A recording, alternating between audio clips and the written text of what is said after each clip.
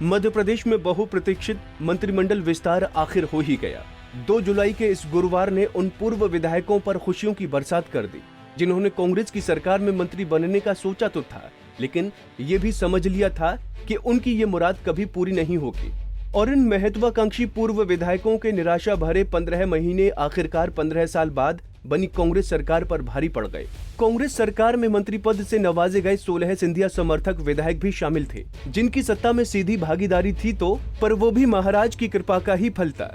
ऐसे में कांग्रेस सत्ता का त्रिकोणीय महल 20 मार्च को भर कर गिर गया, जब महाराज ने सम्मान के नाम पर कांग्रेस सरकार को कहीं का न छोड़ा। महाराज के सम्मान के लिए 6 मंत्री सहित 19 विधायकों ने 3 अन्य कांग्रेस विधायकों के साथ कोरे कागज पर दस्तखत कर नाथ को छोड़ कमल का दामन थामा। और इन 22 विधायकों में से अब 14 के चेहरे मंत्री बनकर महाराज की तरफ देखते हुए गौरवान्वित महसूस कर रहे हैं। पर इन 14 चेहरों के गौरव ने भी भाजपा के उन 14 चेहरों का गौरव छीन लिया है, जिन्होंने अपना पूरा जीवन भाजपा को समर्पित करने के बाद ये सोचा था कि अब की बार तो पार्टी और सरकार उनके सम्मान का ख्याल रखेगी, पर ये सम्मान शायद वो अब नहीं पा पाएंगे। समर्थित चेहरों के साथ ही इस मंत्रिमंडल विस्तार में उपेक्षा का शिकार वो क्षेत्र भी हुए हैं जहां की जनता ने भाजपा को झोली भर कर वोट दिया था। हम बात कर रहे हैं मंत्रिमंडल विस्तार में सबसे ज्यादा उपेक्षित हुए विंध्य क्षेत्र की। अमरपाटन के रामखेलावन पटेल को इस मंत्रिमंडल विस्तार में इकलौती मंत्री बनाया गया है। इससे पहले 5 मंत्रियों में मानपुर की मीना सिंह को भी मंत्री पद से नवाजा गया था, यानी कि शिवराज सरकार के 33 मंत्रियों में से विंध्य के हिस्से में केवल 2 मंत्री आए।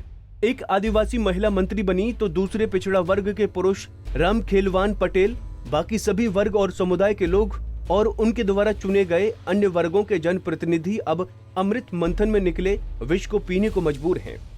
भले ही मुख्यमंत्री शिवराज सिंह चौहान कहें कि विष तो शिव पिएंगे और अमृत सबके हिस्से में आएगा, लेकिन देखा जाए तो मंत्रिमंडल विस्तार का जहर सबसे ज्यादा विंध्य क्षेत्र के हिस्से में ही आया है।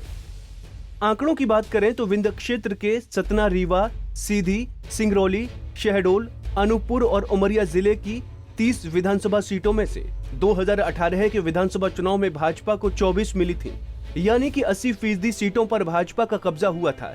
पूरे प्रदेश में भाजपा को 109 सीटें मिली थीं। इनमें से 24 महत्वपूर्ण सीटें विंध्य ने ही दी थीं। ऐसे में विंध्य क्षेत्र ने महत्वपूर्ण 22% हिस्सेदारी भारतीय जनता पार्टी के खाते में दर्ज की थी और मंत्रिमंडल में विंध्य क्षेत्र के हिस्सेदारी की बात की जाए तो महज 6% ही उसके खाते में आया है। ऐसे में क्या विंध्य क्षेत्र का दर्द क्या उसे कराहने पर मजबूर नहीं कर रहा? शिवराज के मंत्रिमंडल में विंध्य से अगर तीसरा चेहरा माना जाए तो वो बिसाहू लाल सिंह का है, जिनका पूरा जीवन कांग्रेस में बीता है, लेकिन भाजपा ने उन्हें बिना विधायकी के भी मंत्री बनाने का गौरव भेंट किया है। इन्हें मिलाकर विंध्य क्षेत्र की मंत्रिमंडल में हिस्सेदारी 9% हो जाती है। इसमें प्रतिनिधित्व मिला है आदिवासी और पिछड़ा वर्ग को। गौरव भेंट करने के बदले में जिन विधायकों को और अन्य वर्गों को मंत्रिमंडल में अपनी हिस्सेदारी से वंचित रहना पड़ा, उनमें सबसे पहला नाम आता है राजेंद्र शुक्ला का, तो जुगल किशोर बागरी, नागेंद्र सिंह, गिरीश गौतम, केदारनाथ शुक्ल, रामल्लू वैश्य जैसे दूसरे नामों का दावा भी कमजोर नहीं माना जा सकता। इनमें से कुछ चेहरे भाजपा सरकार में पहले भी मंत्री रह चुके हैं, तो बाकी चेहरे ये गौरव हासिल करने के लिए पूरा जीवन गुजार चुके हैं। पर अब ये भी सोच रहे होंगे कि जीवन गुजर गया और अब उन्हें मंत्री पद कभी हासिल नहीं होगा।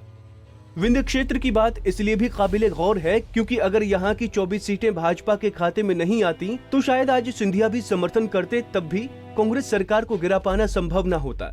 ग्वालियर, चंबल, महाकौशल और भोपाल संभाग की तरह विंध्य क्षेत्र में भी भाजपा यदि कांग्रेस से पिछड़ी होती तो 15 महीने बाद भाजपा को सरकार बनाने का तोहफा दे पाना सिंधिया के बस में नहीं होता।